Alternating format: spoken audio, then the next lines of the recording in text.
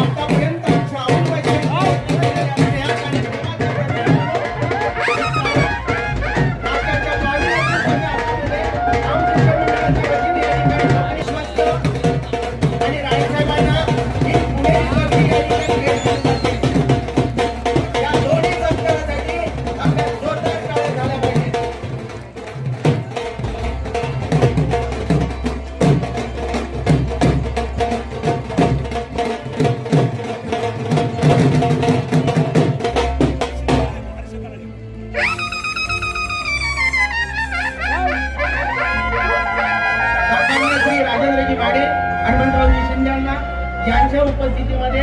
माननीय श्रीमंत चाळीशीला राजे, माननीय श्रीमंत अक्षता राजे यांच्या उपस्थितीत